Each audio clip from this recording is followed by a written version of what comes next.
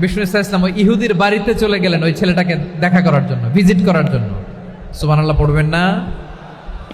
গেলেন, যে দেখে ইহুদি ছেলেটা মুমূর্ষ, যান যান যায় যায় ভাব, বিছানায় পড়ে আছে, তার বাবা দাঁড়ানো।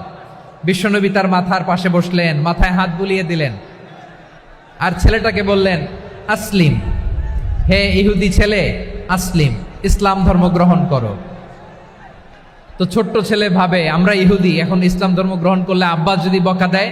ফানাযারা ইলা ওয়াজহি আবি, ছেলেটা তার বাবার চেহারার দিকে তাকালো, দেখি আব্বা কি কয়। আব্বা যদি বলে তাইলে ইসলাম ধর্ম গ্রহণ করবে।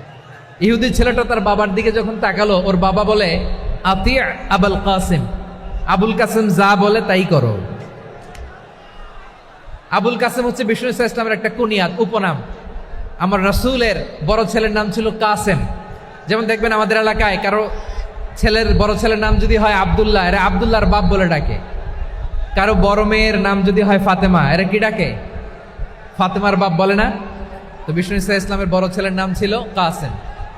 ইহুদি বাবা বলল, আতি আবুল কাসেম, আবুল কাসেম যা বলে তাই শোনো, মানে মোহাম্মদ যা বলে তাই শোনো।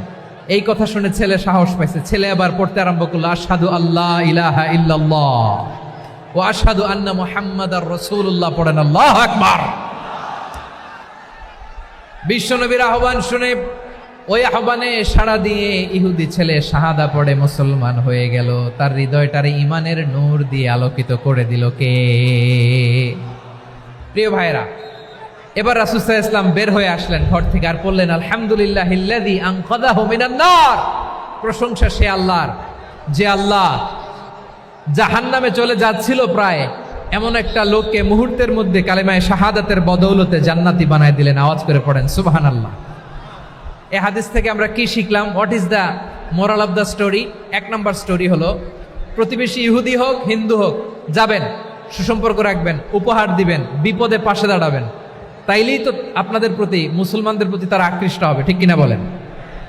আপনি যদি হিন্দুদের সাথে বৌদ্ধদের সাথে নাই মিশেন, নাস্তিকের কাছে নাই যান, তো ইসলামের সৌন্দর্যটা ওরা বুঝবে কেমনে?